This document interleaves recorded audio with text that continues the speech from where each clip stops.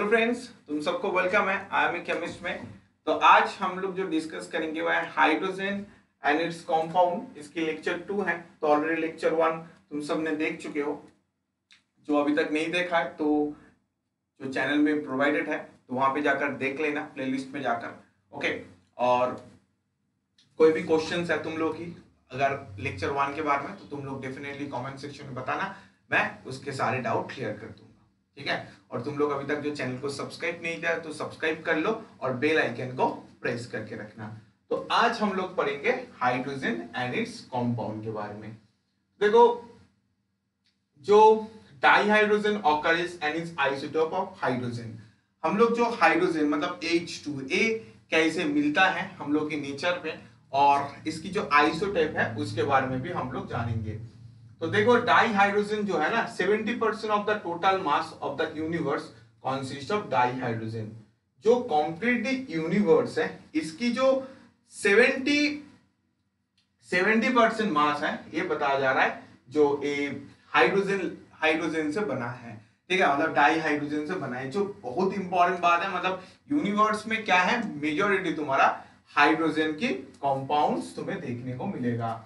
ठीक है, तो जैसे सान, अगर सान को देखा जाए, dihydrogen is the principal elements in the solar atmosphere. Sun का भी जो मेजर पोर्शन है वो क्या करता है, हाइड्रोजन वहां पे होता है। और Jupiter, most of the parts of the Jupiter consist of hydrogen.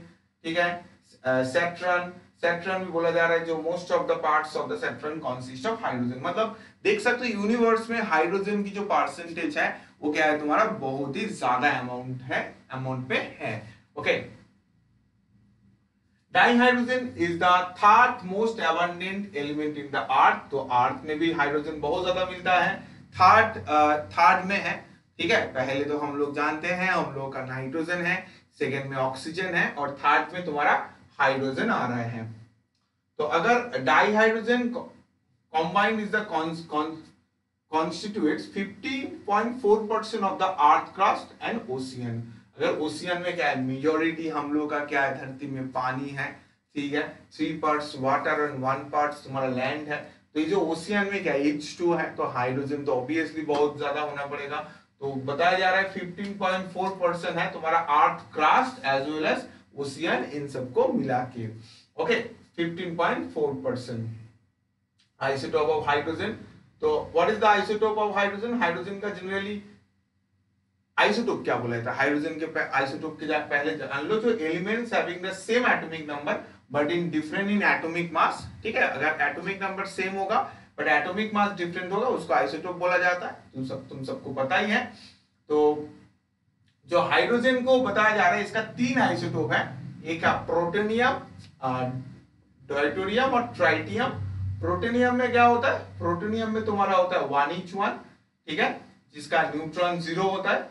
और नेचर क्या होता है, ऑर्डिनरी हाइड्रोजन। मतलब जो नॉर्मल जो हाइड्रोजन होता है वो क्या होता है तुम्हारा प्रोटोनियम के फॉर्म में रहता है। उसके बाद आता है ड्यूटेरियम, कंसिस्ट ऑफ 1D2। ठीक है, या ड्यूटेरियम को D से रिप्रेजेंट किया जाता है, जैसे प्रोटोनियम को हाइड्रोजन से। तो इसका न्यूट्रॉन 1 होता है और इसकी जो नेचर होता है ये हेवी हाइड्रोजन होता है। इसको इसलिए D2O को देखना हेवी वाटर भी बोला जाता है। ठीक है, हेवी वाटर। उसके बाद आता है ट्राइटियम। ट्राइटियम को रिप्रेजेंट कॉन्फ़िगरेशन ऑफ 1H3 या 1T3, इससे ऐसे लिखा जाता है। और नेचर न्यूट्रॉन कितना है, 2 है। ठीक है, और नेचर क्या है, रेडियो एक्टिव है। ओके, नेचर क्या है, रेडियो एक्टिव है। ट्रिटियम बहुत ही कम अमाउंट में मिलता है क्योंकि रेडियो एक्टिव होने के कारण से अनस्टेबल है। ठीक है, तो Harold Clayton Urey got Nobel prize in the chemistry in 1934 for the discovery of deuterium. Deuterium को डिस्कवर करने के लिए उसको क्या हुआ था, नोबेल प्राइज जो मिला था। मेक ए नोट, एक नोट बना लो। The predominant form of hydrogen is protonium. Protonium मतलब मेजॉरिटी जो हाइड्रोजन हम लोग नेचर में जो देखा 15.4% अर्थ क्रस्ट में मिल रहा है, तो क्या है तुम्हारा हाइड्रोजन है। डाइहाइड्रोजन बहुत ही कम अमाउंट ऑफ मिलता है, अप्रोक्सीमेटली 0.0156। मतलब जो ड्यूटेरियम है, बेसिकली डाइहाइड्रोजन ड्यूटेरियम फॉर्म है, वही इतना कम अमाउंट है। तो ट्राइटियम तो सोच ही सकते हो, ट्राइटियम ऑलमोस्ट नेग्लिजिबल है। क्या है, ऑलमोस्ट नेग्लिजिबल में है। तो ये क्या है, 1 एटम पर 10⁸ एटम्स ऑफ प्रोटियम, मतलब बहुत बहुत ही स्मॉल स्केल में तुम्हारा यहाँ पे प्रोटीनियम एग्जिस्ट कर रहा है, ठीक है।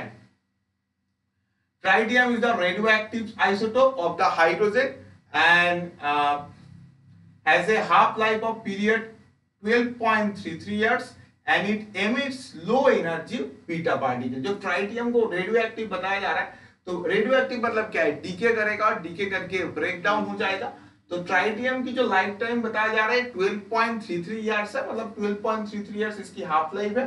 और ये अपना क्या कर रहा है, रेडियोएक्टिव डीके कर रहा है और वहां से क्या कर रहा है, देखो ये जो -1 ये जो पार्टिकल की तैयारी हुआ है, जो जनरेशन हुआ है, ये इसका नाम क्या है, इसका नाम है बीटा पार्टिकल। क्या बोला जाता है इसको, इसको बोला जाता है बीटा पार्टिकल, ठीक है। -1 जैसे अगर तुम्हें ऐसे दिया जाएगा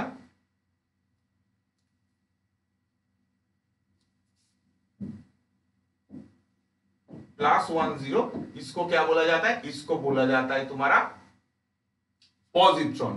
क्या बोला जाता है, पॉजिट्रॉन। अगर +1 होगा तो इसको पॉजिट्रॉन बोलेगा और अगर -1 होगा तो उसको हम लोग बीटा पार्टिकल के नाम से बोला जाएगा, okay.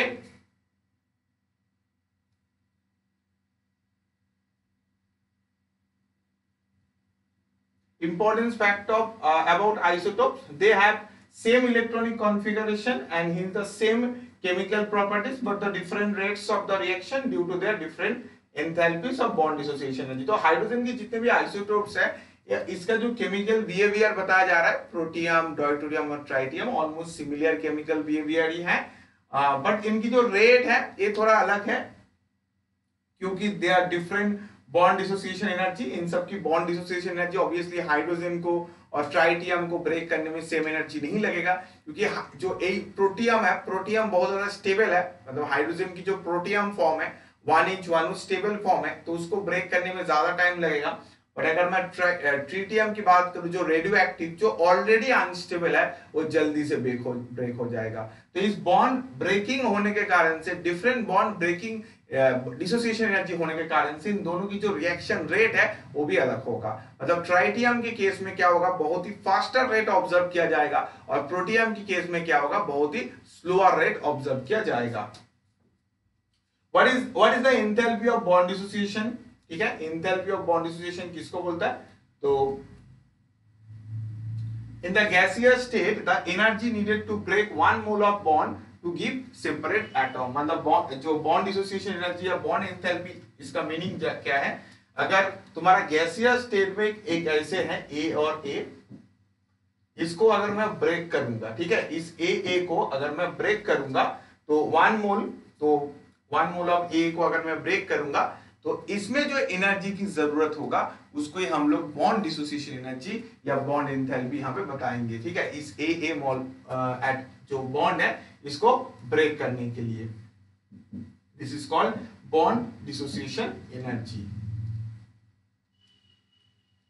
And the physical properties of this isotope differ considerably due to their large mass difference। तो सबका मास यहाँ पे अलग है, क्योंकि किसी का देखा न्यूट्रॉन 0 है, किसी का न्यूट्रॉन 1 है, किसी का न्यूट्रॉन 2 है, और हम लोग जानते हैं मेजॉरिटी जो मास नंबर काउंट होता है किसी भी एटम का वो न्यूक्लियस से रिलेटेड है। तो ऑब्वियसली न्यूट्रॉन अगर अलग है तो उनकी जो मास नंबर है वहां पे ह्यूज डिफरेंस को तुम्हें देखने को मिलेगा, ठीक है। तो वही हम लोग देखते हैं हाई प्रोटियम, डॉयटोरियम और ट्राइटियम में जो उसकी मास है ना, उसके अंदर ह्यूज डिफरेंस हम लोग को देखने को मिलता है। और उसके पीछे मेन रीजन क्या है, उसकी जो मास वैल्यू अलग है तो उसकी फिजिकल एंड केमिकल प्रॉपर्टीज भी अलग होता है। The isotope hydrogen which is radioactive, answer हो जाएगा ऑब्वियसली ट्रिटियम। हम लोग अभी देखा ट्रिटियम क्या है, रेडियोएक्टिव।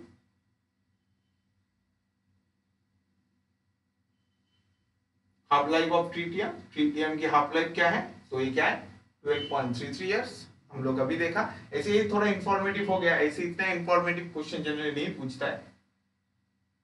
ट्रिटियम रेडियोएक्टिव, इसका रिएक्शन भी गिवन है, जो एक बीटा पार्टिकल को डीके कर रहा है।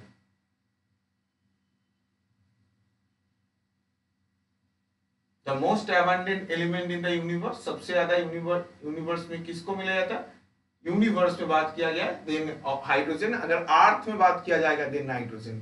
अर्थ की जो एयर है वहां पे नाइट्रोजन सबसे ज्यादा है। ठीक है, तो 70% जो टोटल मास है यूनिवर्स का वो क्या है? हाइड्रोजन से बना है, H2 से बना है। फिजिकल प्रॉपर्टीज ऑफ हाइड्रोजन, जो हाइड्रोजन की फिजिकल प्रॉपर्टीज को अगर हम लोग देखेंगे, properties of hydrogen relative abundance अगर हम लोग देखेंगे तो it measure how relatively common और rare of the different elements in other. देखो रिलेटिव एलिमेंट्स अबंडेंस की मीनिंग है मतलब तुम्हारा जो अर्थ में तुम हो वो बाकी सबके कंपेयर में कितने हो। रिलेटिव अबंडेंस की मीनिंग है तुम्हारे जो परसेंटेज है वो क्या है, बाकी सबसे कितने हैं। मतलब जैसे हम लोग का जब रैंक प्रेडिक्ट किया जाता है वो किया गया जाता है बाकी सबके कंपेयर में रैंक प्रेडिक्ट किया जाता है। जैसे तुम्हारा रैंक 1, कितने में रैंक 1, जितने स्टूडेंट सपोज 100 पीपल ने दिया, इस 100 पीपल में कंपेयर में तुम्हारा मार्क्स सबसे ज्यादा है इसलिए तुम्हारा रैंक 1 है। मतलब ये क्या है, रिलेटिव रैंकिंग हम लोग का होता है। सिमिलरली ये क्या है, रिलेटिव अबंडेंस है। तो जैसे रिलेटिव अबंडेंस देखा जा रहा है हाइड्रोजन का सबसे ज्यादा, उसके बाद ट्राइटोरियम, और ट्राइटियम तो एकदम बहुत ही कम अमाउंट है, लगभग 10⁻⁻16 इसकी परसेंटेज बताया जा रहा है। So we can conclude that hydrogen is the most abundant element and tritium is least. ठीक है, जो प्रोटीनियम है, प्रोटीनियम या हाइड्रोजन जो है सबसे ज्यादा मिलता है और ट्राइटियम सबसे कम मिलता है। रिलेटिव एटॉमिक मास, मास के केस में देखा जाए तो मास का भी सेम है। मास का क्या करता है, जो रिलेटिव मास है it is the ratio of the average mass and elements to 1/2 of the mass of carbon 12। Relative mass मतलब कार्बन 12 के रेस्पेक्ट में मास कैलकुलेशन किया जाता है हमेशा। रिलेटिव एटॉमिक मास, जब भी रिलेटिव एटॉमिक मास की बात किया जा रहा है वो क्या कर रहा है, कार्बन के कंपेयर में बनाया जा रहा है। और इसकी एटॉमिक मास की डेटा को अगर देखा जाए तो हाइड्रोजन 1.008, ड्यूटेरियम 2.014 और ट्रिटियम 3.016। मतलब ट्रिटियम की जो मास है ये क्या है, बहुत ही ज्यादा अमाउंट में है। मेल्टिंग पॉइंट का भी सेम बात है। It is the temperature at which one substance changes state from solid to liquid. Melt कब होता है, जब एक सॉलिड फॉर्म लिक्विड फॉर्म में कन्वर्ट हो जाता है। जब एक सॉलिड फॉर्म लिक्विड फॉर्म में कन्वर्ट हो जाता है तो उसको हम लोग क्या बोलते हैं, उसको बोलते हैं मेल्टिंग पॉइंट। तो मेल्टिंग पॉइंट की बात करें तो यहाँ पे हाइड्रोजन, ड्यूटेरियम और ट्राइटियम की ज्यादा है क्योंकि यहाँ पे उसकी मास ज्यादा है। तो मास ज्यादा होने के कारण से उसकी मेल्टिंग पॉइंट ऑब्वियसली ज्यादा ही होगा क्योंकि ज्यादा अमाउंट ऑफ हीट को एब्जॉर्ब करेगा। बॉइलिंग पॉइंट का भी अगर बात करें, बॉइलिंग पॉइंट क्या होता है, it is the temperature at which vapour pressure, मतलब लिक्विड क्या होता है बेसिकली तुम्हारा वेपर में कन्वर्ट हो जाता है। जैसे वाटर के लिए 100 डिग्री सेंटीग्रेड, लिक्विड तुम्हारा क्या हो रहा है, वेपर में कन्वर्ट हो रहा है। तो यहाँ पे हाइड्रोजन एटम की अगर देखें तो हाइड्रोजन के लिए 20.39, ड्यूटेरियम के लिए 23.67 और ट्रिटियम के लिए 25। मतलब मेल्टिंग पॉइंट और बॉइलिंग पॉइंट क्या हो रहा है, प्रोटियम, ड्यूटेरियम और ट्राइटियम इनमें क्या हो रहा है, इंक्रीजेस हो रहा है। ठीक है, melting point and boiling point दोनों ही। डेंसिटी भी अगर देखेंगे, what is the density, density it define as the mass per volume substance D = m/v। Density क्या होता है, मास बाय वॉल्यूम होता है, हम लोगों को पता है सब कोई। तुम लोग मुझे कमेंट सेक्शन में बताना कि जो डेंसिटी है ये मेरा एक्सटेंसिव प्रॉपर्टी या इंटेंसिव प्रॉपर्टी। एक्सटेंसिव मतलब मास के ऊपर डिपेंड करता है या इंटेंसिव मास के ऊपर इंडिपेंडेंट है। ये भी एक बहुत पॉपुलर क्वेश्चन है, तो तुम लोग सब लोग मुझे कमेंट सेक्शन में डेफिनेटली इसका आंसर बताना जो एक्सटेंसिव या इंटेंसिव है। तो अगर हाइड्रोजन को देखेंगे इसका 0.019, ड्यूटेरियम का 0.18 और ट्रिटियम का 0.27 अमाउंट में है। एंथैल्पी की बात करें,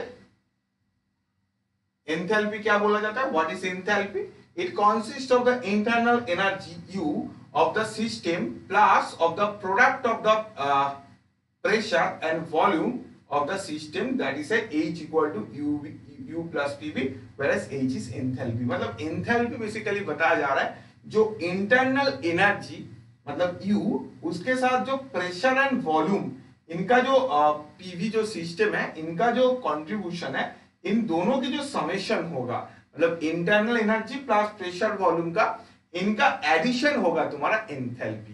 क्या है ये? बेसिकली इस इक्वेशन को अगर याद रखोगे तो तुम्हें एंथैल्पी का डेफिनेशन तुम्हें इजीली पता चल जाएगा। एक है internal energy and pressure and volume जो है इनकी एडिशन तुम्हारा क्या है? एंथैल्पी है। तो एंथैल्पी की अगर डेटा को देखेंगे, it is change in enthalpy resulting from heating a given quantity of a substance change from a solid to liquid। मतलब एंथैल्पी अगर तुम किसी भी सिस्टम में डाल रहे हो तो क्या हो रहा है? वो सॉलिड से लिक्विड में जा रहा है, बेसिकली मेल्टिंग हो रहा है, मेल्ट हो रहा है, सही ना? It is a change is phase, मतलब वो अपना फेस को चेंज कर रहा है, resulting from heating to given quantity of a substance to change its state from solid to liquid. Solid to liquid जा रहा है, मतलब अपना जो स्टेट है वो क्या हो रहा है? कंप्लीटली चेंजेस कर रहा है। और इस करने के बाद इसकी जो डेटा दिया जा रहा है तो ऑब्वियसली ट्रिटियम की यहाँ पे कोई डेटा नहीं है एंथैल्पी, क्योंकि ट्रिटियम तो रेडियो एक्टिव है, तो उसकी फेस चेंजेस की कोई बात ही यहाँ पे नहीं है। यहाँ पे सॉलिड टू लिक्विड क्योंकि एकदम अनस्टेबल है तो ये जल्दी जल्दी क्या होगा? ब्रेक हो जाएगा, इसलिए ट्रिटियम की कोई भी यहाँ पे एंथैल्पी नहीं है। Enthalpy of vaporisation, what is the enthalpy of vaporisation? The enthalpy change required to transform a given quantity of a substance from liquid into gas at a given pressure। तो basically एक enthalpy change बोल रहा है जब liquid to gas में convert होगा, ठीक है, एक गिवन प्रेशर में, उसको हम लोग एंथैल्पी ऑफ वेपराइजेशन बोलेंगे। और वेपराइजेशन का डेटा भी यहाँ पे तीनों का गिवन है, और ट्राइटियम का गिवन नहीं है क्योंकि उसको रेडियो एक्टिव है, उसका नहीं होता है। हाइड्रोजन और डॉयटोरियम का गिवन है। Enthalpy of bond dissociation energy, similarly bond dissociation energy अभी जो पता है, in the gaseous state the energy needed to break one mole of a bond gives separate atom। जैसे दोनों A था, उन दोनों को ब्रेक करने के लिए जो एनर्जी चाहिए था वो था बॉन्ड डिसोसिएशन एनर्जी। तो अगर बॉन्ड डिसोसिएशन एनर्जी को हम लोग चेक करेंगे तो यहाँ पे तुम्हें हाइड्रोजन और ड्राइटोरियम में लगभग सेम ही तुम्हें देखने को मिलेगा, ठीक है। कुछ अमाउंट तक स्लाइड अमाउंट ऑफ ड्राइटोरियम की ज्यादा है, और ट्रिटियम तो अनस्टेबल है, उसका रेडियो एक्टिव नहीं होगा। फिजिकल प्रॉपर्टीज अगर देखा जाए, बॉन्ड लेंथ दोनों के अंदर जो बॉन्ड लेंथ है इसके बारे में अगर हम लोग देखेंगे, इंटरन्यूक्लियर डिस्टेंस, तो हाइड्रोजन, डॉयटोरियम और ट्रिटियम, यहाँ पे सबका यहाँ पे जो बात है ये अच्छा क्वेश्चन था। जो हाइड्रोजन, डॉयटोरियम और ट्रिटियम की जो भी बॉन्ड लेंथ है, सबकी बॉन्ड लेंथ यहाँ पे इक्वल होता है, मतलब ऐसे कोई भी ज्यादा लॉन्गर कोई छोटा ऐसे कोई बात नहीं है। सबकी जो बॉन्ड लेंथ है वो क्या होता है? तुम्हारा इक्वल डेटा प्रोड्यूस करेगा। Ionisation enthalpy, the minimum amount of energy required to remove an electron from the atom in the gaseous state. कोई भी एक एटम से एक इलेक्ट्रॉन को रिमूव करने के लिए, एक गैसियस एटम से एक इलेक्ट्रॉन को रिमूव करने के लिए जो एनर्जी की जरूरत होता है उसको हम लोग आयोनाइजेशन एंथैल्पी, आयोनाइजेशन पोटेंशियल बोलते हैं। और आयोनाइजेशन एंथैल्पी, आयोनाइजेशन पोटेंशियल की अगर डेटा को देखा जाए तो हाइड्रोजन का यहाँ पे ionisation enthalpy ionisation energy data show हो रहा है, बट डॉयटोरियम या ट्राइटियम की कोई भी डेटा यहाँ पे नहीं है। इलेक्ट्रॉन गेन एंथैल्पी का भी सेम बात है। इलेक्ट्रॉन गेन एंथैल्पी क्या है? The amount of energy released when an electron is added to the outermost shell of an isolated gaseous atom। Ionisation energy मतलब क्या था? कि इलेक्ट्रॉन को रिमूव करना, बट आयोनाइजेशन गेन एंथैल्पी या इलेक्ट्रॉन एफिनिटी जिसको हम लोग बोलते हैं, उसका मीनिंग क्या है? कि इलेक्ट्रॉन को एक्सेप्ट करना। तो the amount of energy released when an electron is added to the outermost shell of an isolated gaseous atom. एक आइसोलेटेड गैसियस एटम में अगर एक इलेक्ट्रॉन को एक्सेप्ट करेगा उसको हम लोग इलेक्ट्रॉन गेन एंथैल्पी बोलेंगे। और इलेक्ट्रॉन गेन एंथैल्पी की अगर डेटा देखा जाए तो ओनली हाइड्रोजन ही एक्सेप्ट करता है, बाकी डॉयटोरियम, ट्राइटियम नहीं करता है। Covalent radius, it is the half of the distance between the center of the nuclei and two covalent bonded atom। दो covalent molecule है उसके अंदर जो डिस्टेंस की बात कर रहा है, ठीक है। तो न्यूक्लियाई से, तो अगर न्यूक्लियस की डिस्टेंस देखा जाए तो हाइड्रोजन का यहाँ पे कोवेलेंट बॉन्ड करता है, डॉयटोरियम और ट्रिटियम तो कोवेलेंट बॉन्ड नहीं करता, इसलिए उसका जो रेडियस है वो भी यहाँ पे गिवन नहीं किया, ओनली हाइड्रोजन करता है, इसलिए हाइड्रोजन की रेडियस यहाँ पे गिवन किया। आयोनिक रेडियस ऑफ H+, ठीक है। रेडियस जो है एक है, रेडियस बेसिकली हम लोग कैटायन बाई एनायन से भी करते हैं, कैटायनिक और उसके एनायन की जो फॉर्मेशन जिसको हम लोग पोलराइजिंग पावर बोलते हैं। तो यहाँ पे दोनों रेडियस ही गिवन है।